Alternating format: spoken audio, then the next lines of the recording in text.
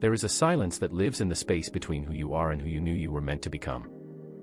It's not a loud, crashing silence, but a quiet hum of dread that follows you through your days, a ghost of a life you haven't lived.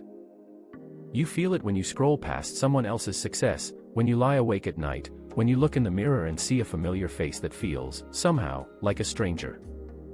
You are an outsider to your own existence, holding the map to a treasure you can't seem to find, and the ache of that unfulfilled potential is a physical weight on your spirit. But what if that ache is not a sign of failure, but the first crack of light?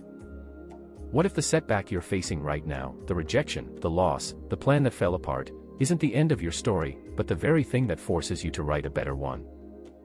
This is the art of the bounce back, and it begins not with a giant leap, but with a simple, profound shift in the stories we tell ourselves about who we are. We are not fixed, solid beings, carved from stone. We are rivers, constantly flowing, shaped by the banks we erode and the new paths we carve. The first step to recovering fast is to shatter the illusion that a failure defines you. That voice that whispers, "I am a failure because I failed," is a lie wrapped in the comfort of a final verdict. It's easier to believe you are fundamentally broken than to accept the terrifying responsibility of your own evolution. So we must challenge that.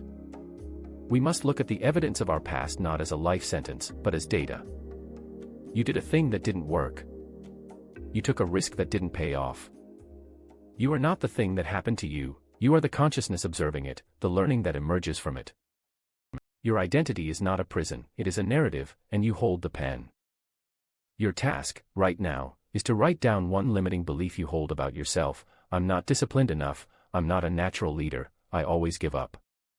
Now, I want you to write a counterargument. Find one single piece of evidence from your own life that proves that belief is not an absolute, universal truth. This is how you begin to dissolve the concrete and return to the flow. And from that place of fluidity, we can begin to cast a vision. A river needs a destination, a sea to yearn for. What is the sea you are flowing towards? Not the generic, socially approved goals, but the deep, personal, magnetic pull of a future that feels like coming home. Clarity is not about having a 10-point plan, it's about knowing the feeling you are chasing. Is it the feeling of creative freedom? Of profound connection? Of building something with your own hands that stands as a testament to your existence? Close your eyes and feel that future self, not as a distant stranger, but as the most authentic version of you, waiting patiently for you to catch up. See the details of their life, not the material possessions, but the light in their eyes, the calm in their posture, the purpose in their stride. This vision is your compass. It is the why that makes the how possible.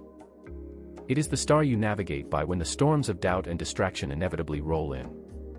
Because discipline is not the enemy of joy, it is the language of self-respect.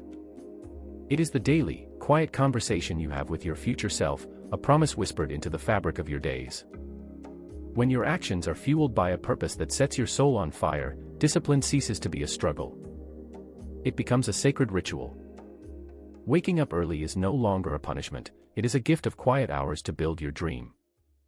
Saying no to distraction is no longer a deprivation, it is a fierce yes to your highest potential. This is how a dream is woven into reality, one disciplined thread at a time, each one strengthened by the profound understanding of why you are weaving it in the first place. And you will falter. You will drop the thread. You will have days where the vision fogs over and the purpose feels like a distant echo. This is not failure, this is the curriculum. Action, especially imperfect action, is the only way to bridge the chasm between the internal world of your mind and the external reality of your life. Every stumble is a data point.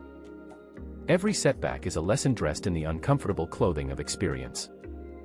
The goal is not to avoid falling, the goal is to master the bounce back, to develop a resilience that is not brittle, but supple, like bamboo that bends in the storm but does not break. And in the midst of the struggle, we must practice the alchemy of gratitude. Not a passive, Pollyannish thankfulness, but a fierce and active recognition of the journey itself. Be grateful for the strength you are building in the struggle. Be grateful for the clarity that emerges from the confusion. Be grateful for the humility that failure teaches. This is the growth mindset in motion, seeing every experience, especially the painful ones, as fuel for your evolution. The world will change.